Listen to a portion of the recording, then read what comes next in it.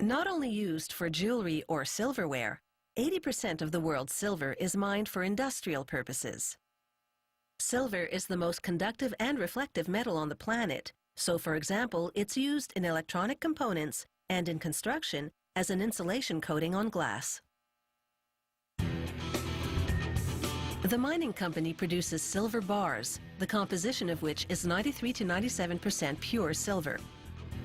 It sells the bars to a refinery, which further purifies them for sale to industries. The action begins down in the mine, where geologists point a night-on gun at various spots in the rock face. The device detects the levels of 40 different elements, including silver. Silver in its natural state isn't silver-colored at all, it's charcoal gray. Those silver-looking deposits are actually zinc and lead. Miners drill holes in the silver-rich areas the geologists pinpointed, then insert sticks of dynamite.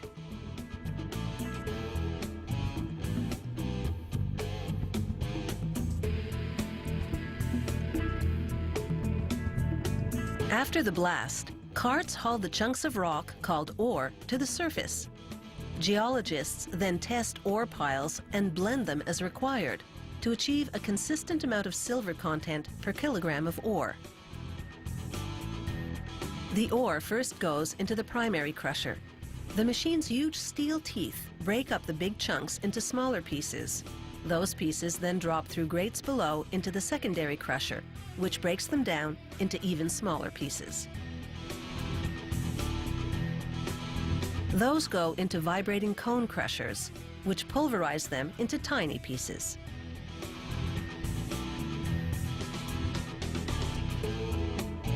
A conveyor transports the crushed ore to the ball mill. At this point, the ore pieces are roughly 6 millimeters big. As the mill's large cylinder rotates, steel balls bounce around inside, grinding the ore into powder. A water circulation system flushes the silver-rich powder out of the cylinder and into large tanks which keep the water moving. To separate and dissolve the metals the powder contains, workers pour in acid. 72 hours later, the rock waste now settled at the bottom, the solution containing dissolved silver is pumped through filter presses. The filter plates are treated with a zinc-based chemical which attracts silver molecules. As the solution passes through, the plates trap particles containing silver, forming a layer of black powder called silver precipitate. This precipitate is composed of approximately 50% silver and 50% waste, the waste being a jumble of various metals, dirt, and other impurities. To separate the silver from the waste, they first dry the precipitate in a gas furnace for a couple of hours. In the mining company's lab, technicians continuously test ore samples to determine the grade, the term for the quantity of silver per kilogram of ore. They heat the samples to 1093 degrees Celsius for about an hour to burn off the impurities.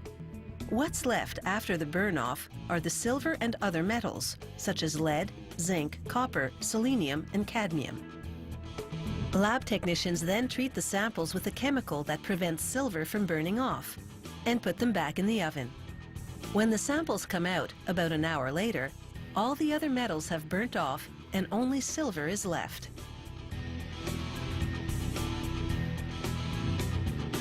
They weigh the silver and compare it to the weight of the original sample in order to calculate the grade. The key to running a profitable mine is to ensure that the grade is consistently within certain parameters. Back at the mill, workers put the now dried silver precipitate into an oven, along with chemicals which prevent silver from burning off. Approximately 4 hours later, the silver and waste have separated and melted. Workers pour them into bar-shaped molds. The silver, being heavier, settles at the bottom.